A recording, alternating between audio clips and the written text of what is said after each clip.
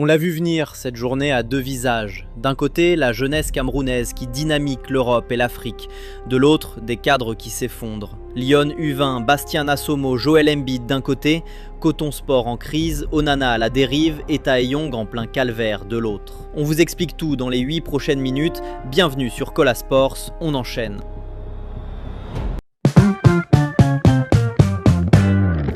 On démarre avec une grande nouvelle pour le football féminin camerounais. Les Lions U20 se sont imposés hier face à la Tanzanie et prennent une option sérieuse pour la qualification à la Coupe du Monde. Doublé de la capitaine Maeva Niadjou, un coup franc et un penalty, et un but signé Kiki Meva, reste maintenant à finir le travail la semaine prochaine en Tanzanie.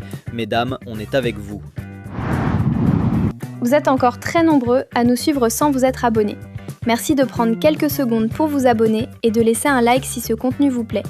Ça nous encourage à vous produire du contenu de meilleure qualité.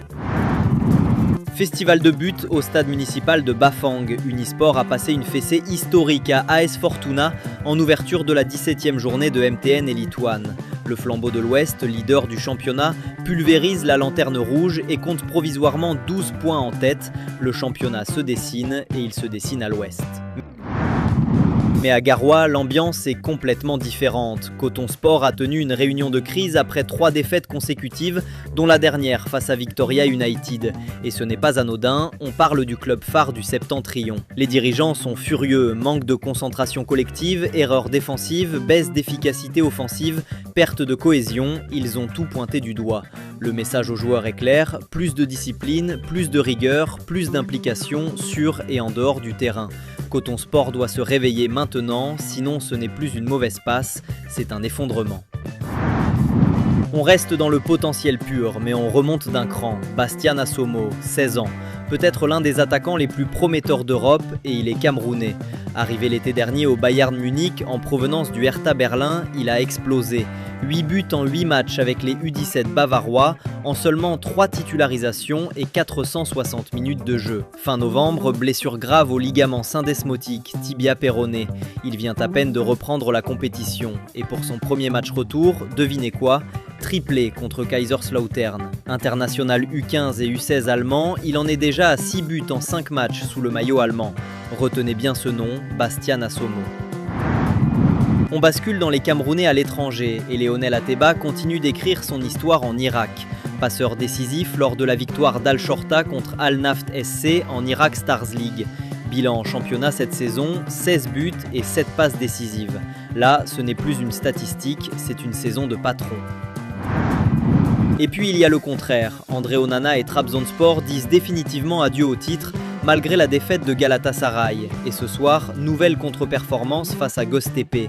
La deuxième place, celle qui qualifie pour les barrages de la Ligue des Champions, est plus que jamais compromise à 2 journées de la fin avec 4 points de retard sur Fenerbahçe. Le 24 de Dieu a sorti un arrêt sur ce match, mais il n'est pas exempt de tout reproche sur l'ouverture du score.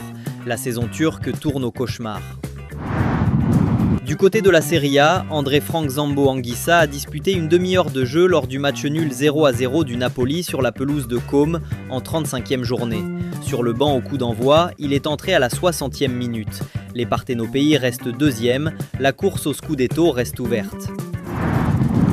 Toujours en Italie, Enzo Ebosse et le Torino tenus en échec par l'Udinese. Pas de vainqueur dans ce duel. Le défenseur camerounais a tout de même livré une performance solide malgré la défaite avec 4 duels gagnés sur 10. Torino reste 13e au classement, assuré du maintien en Serie A. En Première Ligue, Carlos Baleba et Brighton battus hier après-midi par Newcastle. Mais le détail compte, le milieu camerounais titularisé pour la 2e fois consécutive a joué 80 minutes, gagné 7 de ses 12 duels et délivré une passe clé. Il monte en grade, c'est exactement ce qu'on veut voir sur la fin de saison, lui qui devrait rejoindre Manchester United la saison prochaine. En Espagne, le calvaire continue pour Carles Taeyong. 23e match consécutif sans marquer avec Levante. Place de titulaire perdue, et ce week-end, nouvelle défaite contre son ancien club Villarreal. Entré à la 68e minute, il n'a pas montré grand-chose. Lui qui traverse une période très difficile, et son club Levante qui se dirige tout droit vers la Liga 2. Toujours en Liga, Enzo Boyomo a joué l'intégralité de la rencontre lors de la défaite 2-1 d'Osasuna face au FC Barcelone en 34e journée. Le Barça gagne, Osasuna résiste mais cède. En Bundesliga, Christian Kofané est entré en jeu en toute fin de match lors de la large victoire 4-1 du Bayer Leverkusen contre Leipzig lors de la 32e journée. L'attaquant camerounais cherche encore le chemin défilé sur cette fin de saison. Et puis il y a les vraies bonnes nouvelles. Ignatius Ganago, excellent avec Nantes face à Marseille. Un but, une passe décisive et c'est le deuxième match consécutif où il marque. Les Canaries reviennent à 5 points du barragiste Auxerre. La lutte pour le maintien est lancée et elle passe par Ganago. Toujours en Ligue 1, gros exploit de Lorient au Parc des Princes. Avec Arthur Avom titulaire, le FC Lorient a tenu en échec le Paris Saint-Germain 2-2. Avom a disputé 73 minutes et son compatriote Darlin Nyongwa est entré à la 80e. Aller chercher un point au Parc, ça se savoure. Et pour Lorient qui se bat en bas de tableau, ce point peut peser lourd dans la course au maintien. 2 Camerounais sur la pelouse face aux champions de France, ça mérite d'être souligné. En Ligue 2, Simon Gapando-Nbou et Enzo Chato étaient tous les deux titulaires et ont joué 90 minutes lors de la défaite 2-1 de Montpellier face à Clermont en 33e journée. Avec ce résultat, les Payadins disent adieu à leur dernier espoir de monter à une journée de la fin.